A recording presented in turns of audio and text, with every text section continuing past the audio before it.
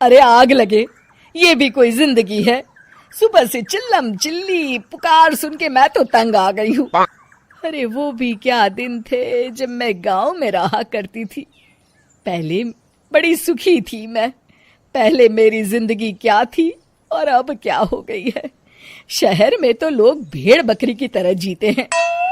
जीने का असली मजा तो गांव में है। क्यों, क्या हुआ माँ जी? आज गांव की बहुत याद आ रही है आपको?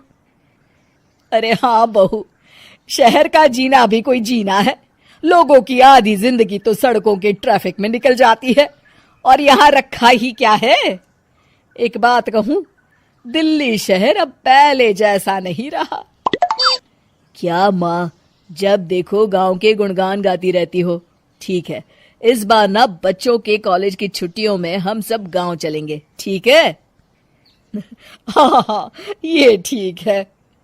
फिर कुछ दिनों के बाद सारा परिवार अपने गांव चला जाता है। अरे वाह, कितनी ताजी और साफ हवा है, कितनी शांति है यहाँ।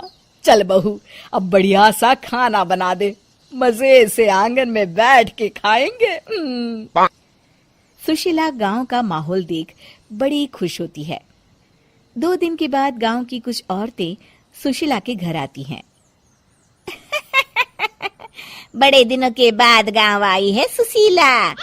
हमें तो लगा कि तू शहर जाके गांव को भूल गई।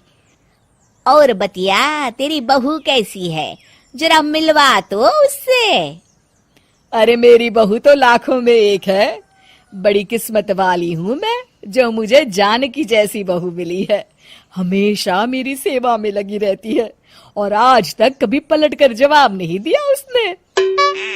सुशीला की बातें सुनकर सभी औरतें हंसने लगती है।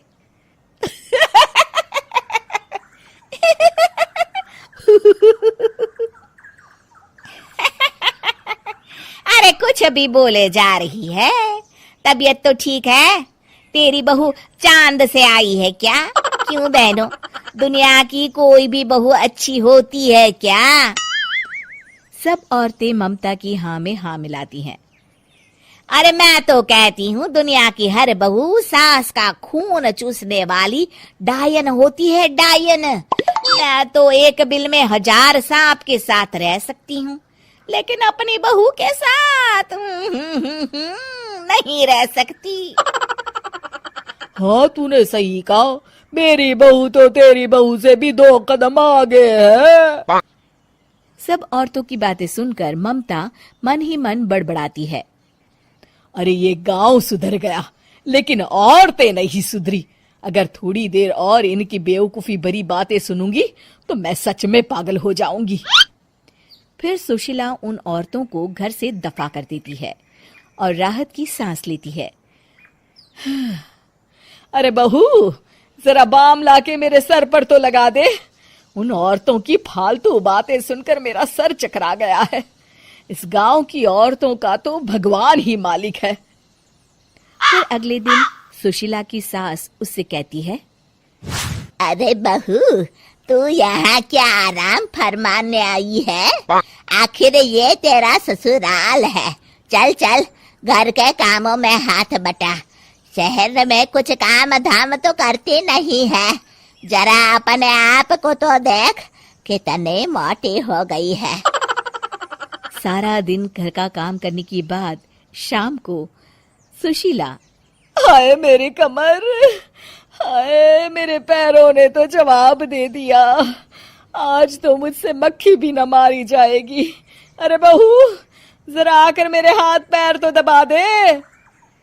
जी माँ जी, अभी आती हूँ। तभी सुशीला की सास जानकी को रोकते हुए कहती है, अरे रुक जा बहू, एक दिन काम करके इसको इसकी नानी याद आ गई। हम लोग तो रोज इतना काम करते हैं, कोई जरूरत नहीं इसके हाथ पैर दबाने की। सुबह तक सब ठीक हो जाएगा। सुशीला अपनी सास की बातें सुनकर हैरान रह जाती है। इस तरह धीरे धीरे गांव आने के बाद सुशीला की परेशानी शुरू हो जाती है। फिर एक दिन अरे आज तो मैं कपिल शर्मा देखूंगी क्योंकि आज संडे है। सुशीला जैसे ही टीवी ऑन करती है तभी बिजली कट जाती है। अरे सत्यानाश, इस बिजली को भी अभी जाना था। इतने दिनों से मैं टीवी सीरियल देख नहीं पाई। हमारा देश इतनी तरक्की कर रहा है, अरे पता नहीं ये गांव कब सुधरेगा। अरे अब तो 2 दिनों के लिए बिजली को भूल जा, ये तो यहाँ रोज की बात है। अब इस अंधेरे में रहने की आदत डाल ले। हाँ। हे भगवान, अब क्या होगा?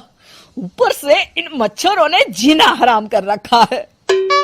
दूसरी तरफ घर के काम कर करके और बिना किसी सुविधा के सुशीला तंग आ जाती है और उसे शहरी जीवन याद आने लगता है।